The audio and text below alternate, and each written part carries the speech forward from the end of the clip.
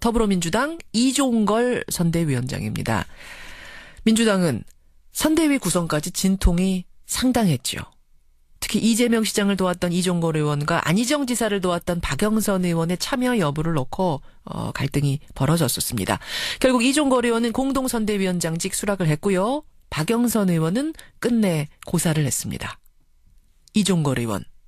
참여하면서 내놓은 조건이 있죠. 수평적 선대위, 수평적 리더십 강조를 했습니다. 어떤 얘기인지 직접 만나보죠. 이종걸 공동선대위원장님 안녕하세요. 예, 안녕하셨습니까. 이종걸입니다. 결국은 수락을 하셨네요. 예, 통합선대위로 문재인 후보 승리와 민주당의 승리를 위해서 꼭 필요하다 이렇게 생각했습니다. 아니 이제 박영선 의원 같은 경우에는 선대위원장에 추대한다라고 당에서 발표를 했는데 당사자는 연락받은 적도 없다. 이러면서 상당히 논란이 컸어요. 이종걸 의원은 미리 연락 받으신 겁니까? 예, 뭐 연락받지 않은 채 명단을 발표하고 예. 언론에 이렇게 보도를 보니까 후속 절차를 밟고 있다 이렇게 박영선 의원과 저의 경우는 그렇게 별도로 이렇게 보도하는 걸 들었습니다.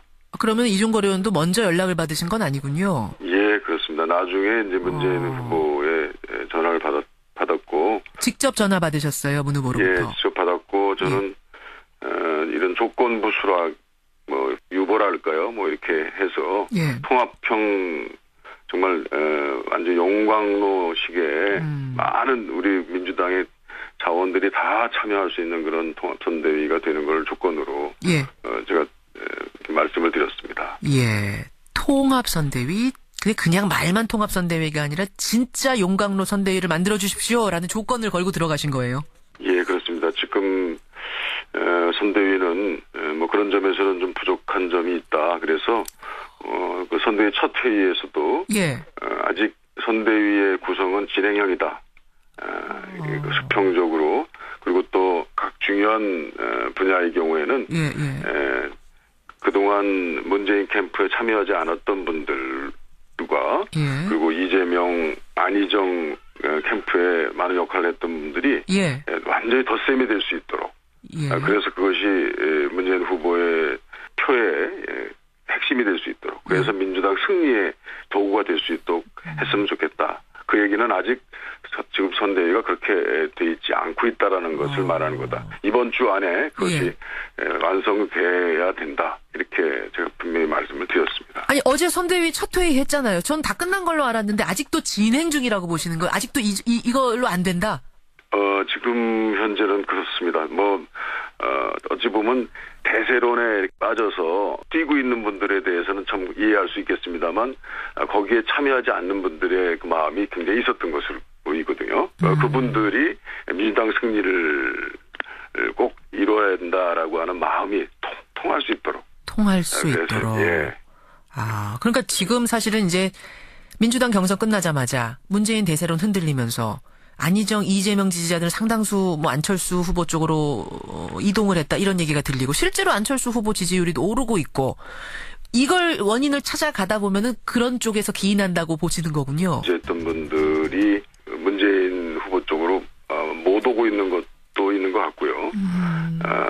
이렇게 보면 국민들이 마지막 시련과 경고를 주면서 겸손하게 최선을 다하라고 하는 메시지를 보내는 것 아닌가 이렇게 생각하고 있습니다. 그럼 지금 박영선 의원, 변재일 의원, 안희정 지사 캠프의 수장이었던 박영선, 변재일 의원이 못 오시는 건 왜 못 오시는 거예요, 그분들은? 기본적으로는 지금 선대위 구성이 그렇게 통합형이 되어 있지 못하다라는 것에 동의하는 것 같기도 하고요. 그리고 민주당을 지키고자 민주당을 승리로 하는 데는 왜 생각이 없겠습니까? 그런데 그동안에 이제 후보 측에게 많은 이제 상처를 받은 것이 큰 원인이 되고 있지 않나 이렇게 생각하고 있습니다. 상처받은 거 18원 후원금이라든지 문자 폭탄이라든지 이런 거 일부 지지자들로부터 받았던 그런 상처들을 다 모두 안을 수 있는 그런 이제 명분을 사실은 경선에서 이긴 쪽 승리한 쪽에서 그걸 만들어주고 명분을 만들어줘야 한다. 참여할 수 있는 명분. 만들 수 있도록 적극적으로 나서 나서야지 된다고 생각합니다.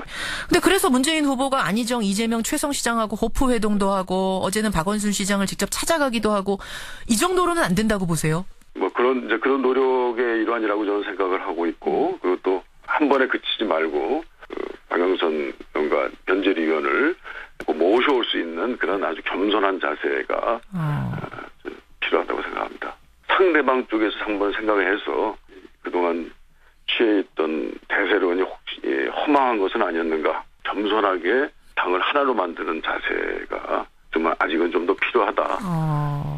그래서 아마 지금 일단 형식적으로 참여한 분들도 성의를 다해서 뜁니다. 화학적으로 하나가 되게끔 만들어라. 이제 이 주문을 지금 문 후보한테 하신 건데 어떻게 해야 그러면 화학적으로 하나가 되겠습니까? 형식적인 하나가 아니라. 그 후보가 이제 통합과 화합을 위해서 아주 강력한 원칙을 하고 또 선대위원장 회의에서 어찌 보면 추 대표에게 상당 부분을, 그다음에 많은 선대위원장들에게 이렇게 뜻을 표하는 것으로 됐습니다. 그것들만 해도 이것을 잘 지키겠다. 그리고 문 후보 쪽에서 뛰었던 지금 이 선대위의 구성의 어떤 핵심이 되고 있는 분들에게 각성이 되는 그런 이루어지면 그것이 승리의 기점이 되지 않겠나 이런 생각합니다. 그게 무슨 말씀이실까요? 어제 선대위 첫 회의에서 문 후보가 직접 이런 발언을 했죠. 통합에 걸림돌이 있다면 제가 직접 나서서 치우겠다. 용납하지 않겠다 정도가 아니라 치우겠다, 직접.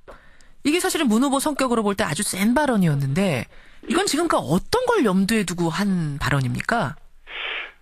선대위 구성 과정에서 그 후보 진영과 어떻게 보면 당권의 일부 분들하고 충돌했다. 그래서 서로의 그야말로 권력 나눠먹기, 전리품 챙기기, 이런 정도의 그 비난 같은 것도 있었지 않습니까? 있었죠.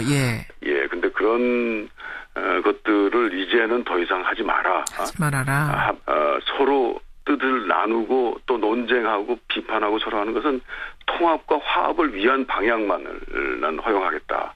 이런 아주 문 후보의 그 발언 태도로는 굉장히 강력한 그런 호소였다고, 경고였다고 이렇게 생각합니다. 그렇군요. 그 안에서 알력 싸움 같은 거 하지 말아라라는 경고. 그 말은 뒤집어 말하면 분명히 뭔가가 알력 싸움이 지금 있다는 얘기고, 그래서 다른 캠프의 분들, 참여했던 분들은 여기에 지금 참여하지 못하고 있는 상황. 박영선, 변재일 두 의원, 안희정 지사 캠프의 수장이었던 분들 끝까지 참여 안 하실까요? 당원이고 당인입니다. 당의 승리를 위해서 모든 것들을 양보해야 되는 그런 시기가 옵니다. 설사 후보 또는 후보 진영과 후보에 가까운 사람들이 마음에 드는 점이 부족하다 하더라도 당의 승리라는 하나의 대의를 위해서는 당원의 의무이기 때문에 당의 승리를 위해서는 어느 하나 예외 없이 뛸 수밖에 없는 그런 의무를 같이 공유하고 있다 이렇게 생각하고 있습니다. 박영선 의원이 탈당을 하느냐 안 하느냐 이런 설까지도 사실은 주말에 무성하게 돌았는데 그럴 가능성은 없겠습니까? 제가 알 수는 없겠습니다만 어떤 가능성도 다 있을 수 있겠다고 생각합니다만 그러나 이 당을 지키고 있었던 당의 중력으로 또 원내대표까지 하셨던 분으로 그렇게 탈당은 쉬운 결정이 아닙니다. 고민을 하기는 하시는 모양입니다. 두 분이 가까우시니까 제가 여쭙습니다만. 그래도 최종적으로는 그런 개인적인 감정보다는 당인으로서의 의무 이런 것들이 더 큰 결정의 요소가 되지 않겠나 저는 그렇게 생각하고 있습니다. 그러니까 고민을 하긴 하시는군요, 지금. 깊은 고민도 많이 하고 있을 것이라고 생각합니다. 자, 제가 이 부분을 질문 드리는 이유는 사실은 이제 지금 당의 통합이 절실하다. 문 후보가 이 지지율을 다시 좀 견고히 하기 위해선 당의 통합이 절실하고 그것의 상징이 결국은 지금 선대위에 참여하지 않는 박영선, 변재일 이런 분들을 끌어안는 작업이 굉장히 중요하다는 얘기가 나오고 있는 시점이기 때문에 이 질문을 드린 건데 결국 박영선 의원의 거취 이게 상당히 중요해지겠네요. 알겠습니다. 통합선대위, 진짜 용광로 선대위를 만들자 어제 문 후보가 주문을 했고 역시 이종걸 의원도 동의하시는 거고 공동선대위원장으로서 앞으로 국민들께 각오, 포부 우리 이렇게 하겠습니다. 한 말씀 해주시죠. 이번에 정권 교체는 국민들의 하나의 자산이 될 수 있도록 그래서 미래로 가는 중요한 우리의 힘이 될 수 있도록 민주당이 앞장서서 하고 그 앞장선 후보에게 기대와 사랑을 좀 모아주십사 하는 그런 간절한 희망의 말씀을 드립니다. 예, 여기까지 오늘 말씀 듣도록 하겠습니다. 오늘 고맙습니다. 예, 감사합니다. 예. 그래서 그 선대위 첫 회의에서도 아직 선대위의 구성은 진행형이다.